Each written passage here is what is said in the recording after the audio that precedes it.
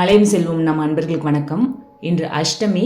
பைரவர் வழிபாடு சகல நன்மைகளை கொடுக்கும். நமக்கு அஷ்டமியில் காலம் செய்யாத நன்மைகளை பைரவர் வழிபாடு நமக்கு செய்யும். நம்ம இந்த பதிவில் செங்கல்பட்டு மாவட்டம் திருவடிசூலத்தில் உள்ள பைரவர் கோயில் பற்றி தான் பார்க்க போகிறோம். பைரவர் வழிபாடு என்னென்ன நன்மைகளை தரப்போகுதுன்னு தெரியுமா? பொருளாதார மேன்மை, எதிர்ப்பு சக்தி, கிரகதோஷ நிவர்த்தி, பயம் நீங்குதல், ஆபத்து நீங்குதல்.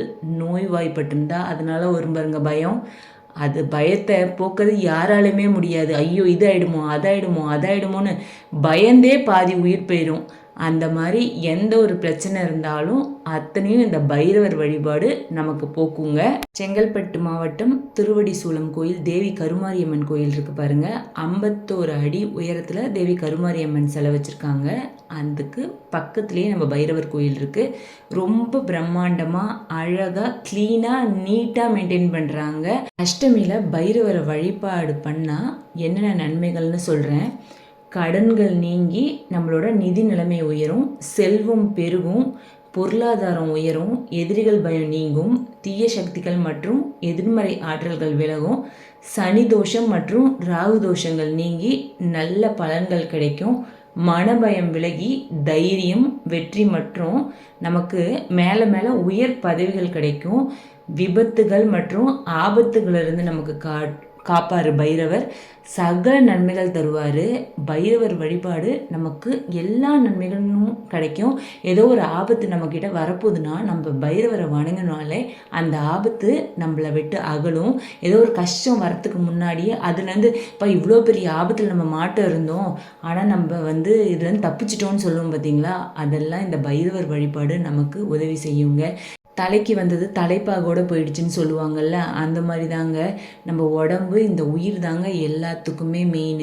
அதுக்கே பிரச்சனைன்னும் போது மற்ற எது நம்மளை காப்பாற்றும். அதனால் பைரவரை வணங்குங்க. அஷ்டமியில் பைரவரை வணங்குறது எல்லா விதமான நன்மைகளும் நமக்கு கொடுக்கும். அஷ்டமியில் பைரவருக்கு தேங்காய் தீபம் ஏற்றணும். சந்தனம் அல்லது சிவப்பு மலர்கள் நம்ம சுவாமிக்கு இட்டு வணங்கலாம். சிவாலயங்களில் உள்ள பைரவர் சந்நிதிக்கு சிறப்பு பூஜைகள் செய்வாங்க. நீங்கள் நிச்சயம் இந்த திருவடிசூலத்தில் உள்ள பைரவர் கோயிலுக்கு போயிட்டு வரணும். இந்த கோயில் போனால் தான் நம்ம பைரவர்னால் நமக்கு தெரிஞ்சது கால பைரவர், ருரு பைரவர், ருத்ர பைரவர், இவ்வளோ தான் நமக்கு தெரியும். அதிகபட்சமாக இன்னும் ஒரு 2 பைரவரை பற்றி நம்ம கேள்விப்பட்டிருக்கலாம். ஆனால் இந்த பைரவர் வீடுனே இங்கே பைரவர் கோயில் இருக்குது. உள்ளே போங்க, 64 வகையான பைரவரையும் இங்கே இருக்கார். நமக்கு எப்படி வழிபாடு பண்ணணும்னு சொல்கிறாங்க.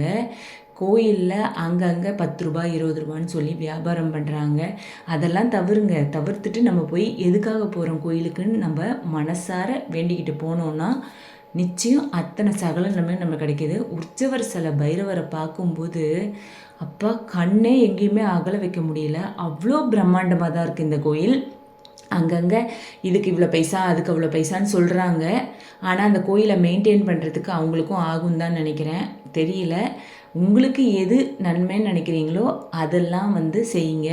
எதெல்லாம் தவிர்க்கணுமோ அதை தவிர்க்கிறது அதெல்லாம் நீங்கள் முடிவு பண்ணிக்கோங்க. ஆனால் கோயில் அற்புதமாக இருக்குது, ரொம்ப க்ளீனாக இருக்குது, மெயின்டைன் பண்ணுறாங்க. எல்லா சந்நிதியுமே தியானம் பண்ணலாம், ரொம்ப அமைதியாக இருக்குது. உள்ள தட்சிணாமூர்த்திக்குன்னு ஒரு இடம் வச்சுருக்காங்க பாருங்க. அப்பா எவ்வளோ பீஸ்ஃபுல்லாக இருக்குது அந்த இடம். அதில் போனால் டைம் ஸ்பெண்ட் பண்ணிட்டு வாங்க, மனசுக்கு ரொம்ப நிம்மதி, ரொம்ப அமைதியாக இருக்குது.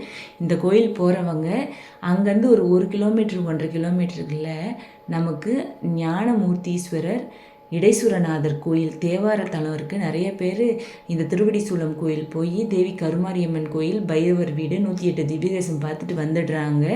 1.5 கிலோமீட்டர்லேயே அவ்வளோ அற்புதமான தேவார தலம் இருக்குது. நிறைய பேர் அதை பார்க்குறதில்ல. நீங்கள் கோயில் போனீங்கன்னா, இந்த பைரவர் கோயில் போனீங்கன்னா நிச்சயம் அந்த சிவன் கோயிலும் போயிட்டு வாங்குங்க. ரொம்ப அற்புதமான பலன்கள் தரும். ஏன் சொல்கிறேன்னா அந்த லிங்கம் மரகத லிங்கம், அப்படி நம்மளை ஈர்க்கிற தன்மையுடையது. அம்மன் இடது காலை வெளியில் எடுத்து வச்சு நிற்கிறாங்க.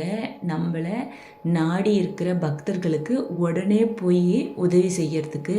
எல்லா சந்நிதியும் அவ்வளோ அழகாக இருக்குது. கோயில் அவ்வளோ அழகாக மெயின்டைன் பண்ணுறாங்க. நம்ம சேனல் ஃபாலோ பண்ணுறவங்களுக்கு தெரியும், இந்த ஒரு கோயில் போனால் பக்கத்தில் என்னென்ன கோயில்கள் இருக்குதுன்னு நான் சொல்லுவேன். நிறைய பேர் திருவடிசூலம் தேவி கருமாரியம்மன் கோயில் தான் போனேன், பக்கத்தில் இந்த கோயில் இருக்குதுன்னு தெரிஞ்சுதான் போயிட்டு வந்திருப்பேனே நான் பேசுகிறவங்களே நிறைய பேர் என்கிட்ட சொல்லியிருக்காங்க.